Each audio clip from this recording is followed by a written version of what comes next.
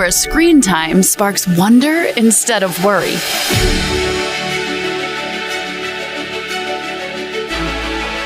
Welcome to Brave Plus. Every episode is carefully selected to ensure imaginations can safely run wild, so they can watch without the emotional load for them or you.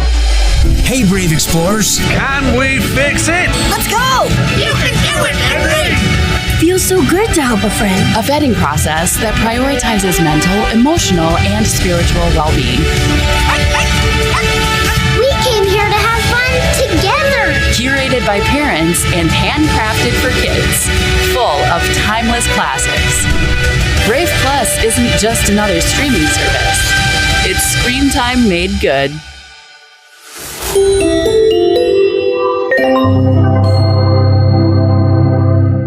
I have to tell you, just yesterday we got the latest, the latest book in the Brave series. Yesterday, my son, he saw that come up in the mailbox with the Iggy and Mr. Kirk mail, the packaging, and he tore right into it. Also, he's got the cards now, which is huge. The kids absolutely love the cards. Even my younger son, who's just 4-year-old, he loves the cards so much. So, Brave has been a part of the Poso household, really, for my kids' entire childhood at this point. I've told people before, we don't do Star Wars, we don't do Harry Potter. What we do is Brave books. And now with Brave Plus, the minute, I got the call, I would say we did get an early call. We got a little bit of a sneak preview that Brave Plus was available for Roku.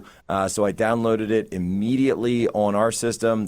We have the Roku system, but I believe it's up on all smart TVs and Apple and everything like that, and Fire. And it's incredible. So tell me a little bit, we saw the trailer right there. Tell me a little bit about the story of what went into Brave Plus, which is now available. Everyone needs to go download it. Yeah, well, it started with the books, which you've been a part of since before we officially launched back in 2021. We were working on Dialing a Free Ice Cream with you. And, we did books for 3 years, and it was amazing, but we felt like it was time for Brave to take the next step. And, because kids consume way more screen time than they do books these days. So we did our first TV show with Iggy and Mr. Kirk, and then we were looking at the landscape of all the streaming platforms that are out there. And there's a lot, I know, but we didn't feel like the perfect platform existed for Iggy and Mr. Kirk, and we wanted to create that for Iggy and Mr. Kirk. But also me personally, I started Brave Books because my daughter Charlotte was born 4 years ago, and she's getting at that age where she's starting to watch TV, and I wanted that for her. And so we really took a new approach to a kid streaming platform. We set an extremely high bar for the content that gets on. Right now, inappropriate content doesn't even make it to our desk. But even good stuff, only 1 out of every 20 shows make it through. We rate on the values that it promotes. We don't want to just entertain kids. We want to build their character while doing so. We screen out overstimulating content because all the health issues it causes. And then every character, the main characters need to model good behavior. And so, that's the type of platform I wanted for my family, and I figured that I wasn't alone. And this is so incredible because, I love that phrase, by the way, in the trailer where it talks about emotional load. And one of the things that I've noticed already while looking at this and just having kids, which, my kids are, pretty much the same age as you, it's like when you see the stuff that's available for kids that's out now, what is it? It's that attention grabbing and controlling mindless content where it's the constant frame rate, the constant scene switching, everything's going on, but they're not really like teaching anything. It's super high paced, and yet it's just all fluff. And so it's something where like, yeah, okay, I get it. People want to turn it on and say, oh, this is, a great way to keep the kids quiet for 30 minutes, 40 minutes, whatever mom and dad need. But at the same time, they're glued to the screen, and it just turns them into like little zombies. Where with this, you've carefully selected it. And I went through, every piece of it that's on there. So yes, it has the Iggy and Mr. Kirk, which features the Brave books in the streaming adaptation. And yes, there's an interesting anti-communist children's book called The Island of Free Ice Cream, which is featured in one episode that I can't remember who wrote that one, but it's a good one and people can check it out. And of course, my kids found that one and went like straight for it. And they're like, Daddy, the free ice cream one is in there. And look, this is the thing, right? It's been these shows have been compromised. The ones that are out there, the Sesame Street, totally compromised. The Muppets, totally compromised these days. Even the new like Looney Tunes stuff has got some weird adult themes in it, I hate to say. So Mr. Rogers, God rest his soul, he ain't walking through the door. You need to create this parallel ecosystem for children's content. So what you've done is you've combined the old stuff that is good and teaches good values with the new in an incredible way, which is awesome for kids because, look, my kids can know how to work the Roku, and I have no problem whatsoever. I made sure that, boom, Brave Plus was right at the front. I said, here it is, guys. Watch whatever you want. And, of course, the first thing they wanted to do was watch all of Iggy and Mr. Kirk right away. But tell me a little bit about that phrase, emotional load. What does that mean, and how did you guys, really come to the selection process when you're using that term? Yeah, well, and when we started writing Iggy Mr. Kirk, me and my wife were doing a lot of market research and like what shows are out there for kids, because our kids were like 3, so they were just starting to watch some TV, and we let them explore, watch things like Paw Patrol, and we noticed that even though with Paw Patrol there may not have been any like overt sort of agenda going on, when they got done watching Paw Patrol, they were different. They had a really hard time snapping back to reality, and they were acting out. It was causing fights, and we just sort of went down this rabbit hole of, it's not just that a lot of these, institutions like Sesame Street and the Muppets are going woke, and there's also this just underlying reality in the children's programming business, is that the truth is that it doesn't pay very well, and so these companies are having to make content for as cheap and addictive as possible, very similar to our food industry. And, the more that we looked in it, we really think that the harmful effects of overstimulating content on young developing brains is as big a problem as the effects of processed foods for parents right now.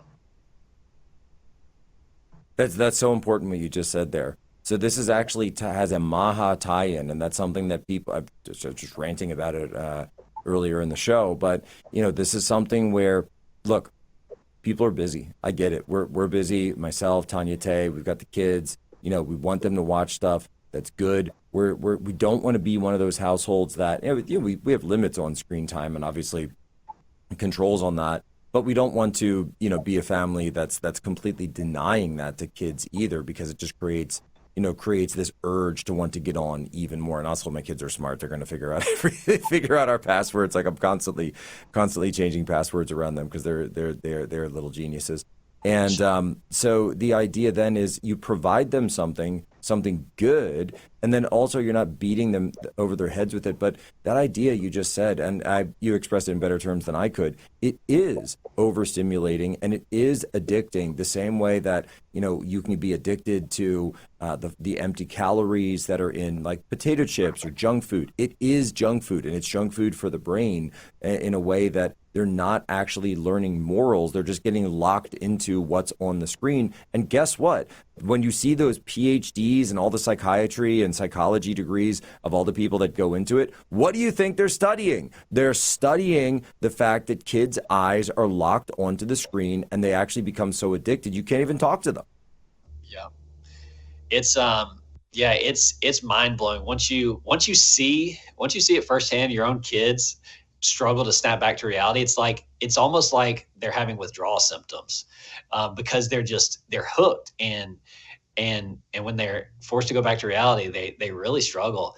And just as you learn about the long-term effects of attention issues and ADHD, it's mind blowing. And so Brave is making a bet that this is a real issue that is going to get bigger over time, and Brave is absolutely at the forefront. We're the first streaming platform to address this, and I feel good about the bet because it's a real issue that parents are facing, and once you tell them, they realize, yes, my kids struggle with that. I want people to know, by the way, if you get Brave Plus, you can download it for free. The first couple episodes are free on of Iggy and Mr. Kirk. You can see if you like it. You can see what's available. I think a number of the shows are available. So there's a free side to this and a paid side. Is that correct? Yeah, that's right. We're available on just about all the smart TVs. Samsung, I think, is going to be the next couple of days. But yeah, download on your smart TV Brave Plus, and you can start watching Iggy and Mr. Kirk for free. To subscribe, you just go to braveplus.com, and you can either subscribe to Brave Plus alone or the book club, in which you get access to Brave Plus for free. And so what is the fee if you just want to subscribe if you're not a member already at the book club? But I by the way, I've been talking about Brave Books, but my audience knows for literally 4 years at this point. I'm here to tell you, my kids absolutely love it. They just love it.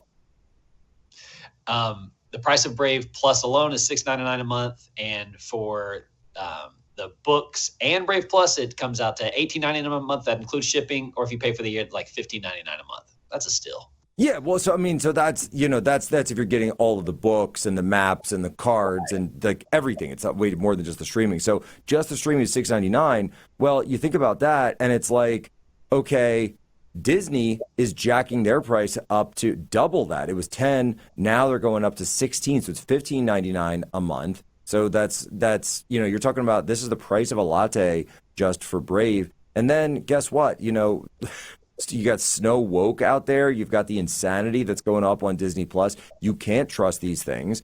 And then we also hear that Netflix is, they're talking about making Aslan female over on Netflix. So great. Like, I get to show my kids Narnia, and Aslan is going to be a woman, apparently, but played by Meryl Streep. And that's why I'm like, I can't trust my kids with any of these other platforms. I just can't.